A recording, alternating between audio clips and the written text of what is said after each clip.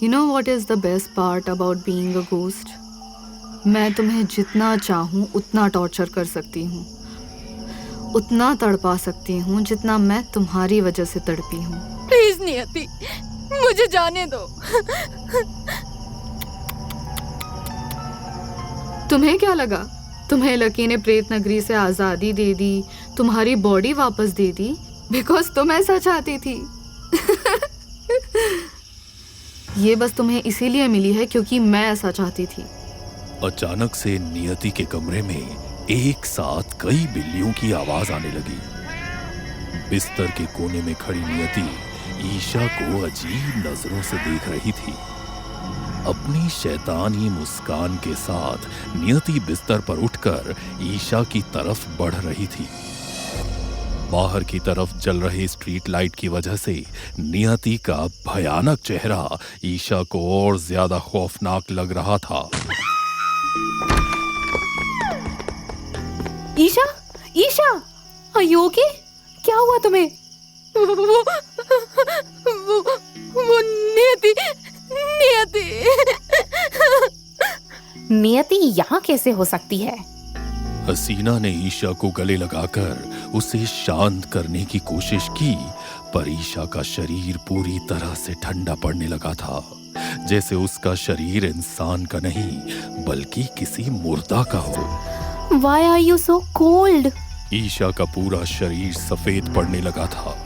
ईशा को महसूस हो चुका था कि उसके साथ क्या हो रहा है। वो भागते हुए बाथरूम के अंदर गई और उसने खुद को बाथरूम के अंदर बंद किया। बाथरूम के आईने में जब ईशा ने खुद के चेहरे को देखा तो वो हैरान रह गई। उसके नाक से कीड़े मकोड़े बाहर आ रहे थे। ईशा के चेहरे पर खौफ की छाया थी। उसे जो जिंदगी एक बार फिर मिली थी वो उसे दोबारा नहीं खो सकती थी। मैं क्या करूं? अगर किसी को पता चल गया तो बहुत बड़ी प्रॉब्लम हो जाएगी। ईशा जी बाहर आइए। ध्रुव, ये यहाँ क्या कर रहा है? ईशा ने तुरंत अपना चेहरा धोया। वो बाहर आई तो सामने ध्रुव और प्रसाद अपने सवालिया नजरों के साथ खड़े थे। क्या हुआ? तुम दोनों मुझे ऐसे क्यों देख रहे हो? और हसीना? वो क्या है ना सौतन जी, हमारी हसीना जी और लबू जी दोनों को हम इक्वली प्यार करते हैं, इसलिए सोचे कि उनके सामने सच्चाई आए, उससे अच्छा आप हमें सच बता दें। क्या मतलब है तुम्हारा? आपका और कनिष्क का क्या रिश्ता है? और ये लड़की नियति, ये आपके पीछे क्यों पड़ी है? मुझे नहीं पता तुम क्या बात कर रहे हो। मुझे देखिए मैडम, हम बहुत शेरलॉक होमलेस की फिल्में देखे हैं और हमको पता है आपका कुछ ना कुछ झोल तो जरूर है। शेरलॉक होम्स होता है वो। हाँ वही। अरे छोड़िए, आप हमको बताइए आप यहाँ आई तो आई कैसे, और ये प्रेत नगरी की फूलन देवी आपके टैटूए के पीछे क्यों पड़ी है? वो मुझे वापस लेकर जाने के लिए आई है। वो मुझे नहीं छोड़ेगी। क्यों? आखिर ऐसा क्या हुआ था? मेरा परिवार इंडिया के सबसे बड़े पॉलिटिकल पार्टी का हिस्सा था और कनिष्क डैड का काफी खास आदमी था। उसकी उम्र कुछ 26 की होगी और मैं 17 की जब मैं उससे पहली बार मिली थी।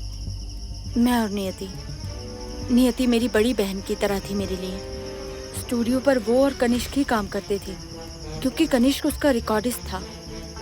मुझे पता नहीं कब और कैसे कनिष्क को नियति मिली, but it must be one of those recordings.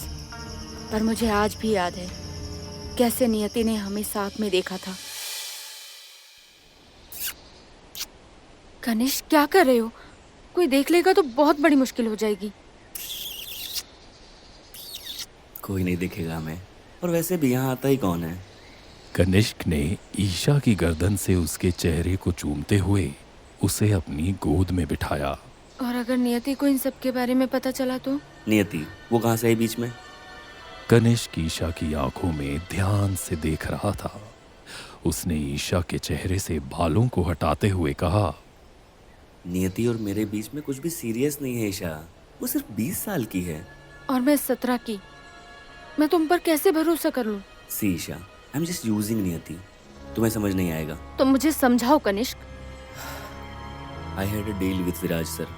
Viraj sir, you mean मेरी दोस्त हसीना के फादर? हाँ, तुम उनके लिए कब से काम करने लगे? दरवाजे की इस दस्तक से ईशा और कनिष्क दोनों हड़बड़ा गए। ओह शिट, अब कौन आ गया? तुमने किसी को चाबी दी थी? चाबी तो सिर्फ नियति के पास है। स्टूडियो का दरवाजा जैसे ही खुला, बाहर खड़ी नियति के होश ही उड़ गए।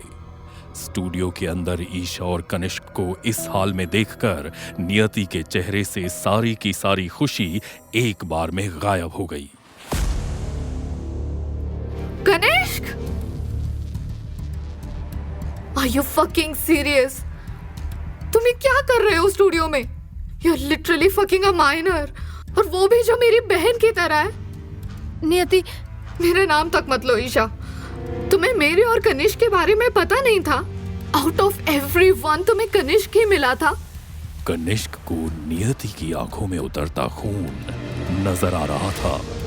वो जानता था कि नियति उसका प्लान खराब कर सकती है, इसलिए उसने इस बार ऐसा कुछ किया जो किसी ने कभी सोचा भी नहीं था। कनिष्क ने नियति के बाल खींचे और उसका सर स्टूडियो के दीवार पर जोर से मार दिया। कनिष्क! बिल्कुल चुप, इसका इंतजाम तो मैं करता हूँ। ये कौन सा सावधान इंडिया चल रहा है बे? मैंने सोचा था कि नियति के साथ इससे भी ज्यादा बुरा होगा, पर ये तो नॉर्मल लग रहा है। ये तुम्हें नॉर्मल लग रहा है? देखिए हमारी सौतन सहेली, हमने ऐसे ऐसे पागल भूतों को देख लिया है कि ये प्रीमियम भूतनी जी भी हमको बहुत सस्ती लग रही हैं। तुम दोनों ने अभी पूरी कहानी सुनी कहाँ है? अरे मैडम देखिए, अभी ये ना कहानी सुन सुन के हम जरा बोर हो गए हैं।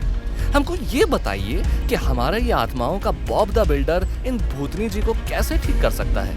वो नहीं कर सकता। She can't be fixed. और मुझे पता है नियति को यहाँ किसने भेजा है, जिसने मुझे यहाँ भेजा है। लकी? हाँ, और तुम्हें किसी भी तरह मुझे बचाना होगा ध्रुव, क्योंकि अगर मैं मर गई तो लकी अपने मकसद में कामयाब हो जाएगा। कौन से मकसद में? उस आत्मा को ढूंढने के मकसद में जिसकी वजह से ये सब शुरू हुआ है। जानवी? हाँ, जानवी। और अगर लकी को जानवी मिल गई तो ही विल रूइन एवरीथिंग ध्रुव। तुम्हारी लड़ाई सिर्फ नियति से नहीं है, नियति की तरह आने वाली उन सारी आत्माओं से है जिन्हें लकी तुम्हारे पास भेज रहा है। मुक्ति दो, हमें मुक्ति दो। जहां ध्रुव और प्रसाद सच्चाई की खोज में अटके हुए थे, वहीं माया और हसीना को अपनी प्रेत नगरी के अंदर घूम रहे लकी के बारे में कोई अंदाजा भी नहीं था। किसी काले साए की तरह सबसे छुपकर प्रेत नगरी की दीवारों में घूमते हुए लकी उस कमरे में गया जहां ना माया की नजर उस पर पड़ सकती थी और ना ही हसीना की।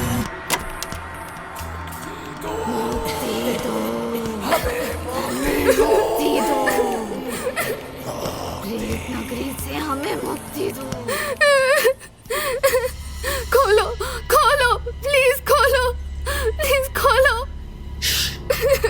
प्लीज, प्लीज, प्लीज मुझे जाने दो, प्लीज। अभी कहाँ नियति? अभी तो खेल शुरू हुआ है। ध्रुव जिस नियति को ढूंढ रहा है, जिसके हेल लूप को फिक्स करने की कोशिश कर रहा है, वो तो यहाँ है, और जो वहाँ है वो तो बस मेरा एक खिलौना है।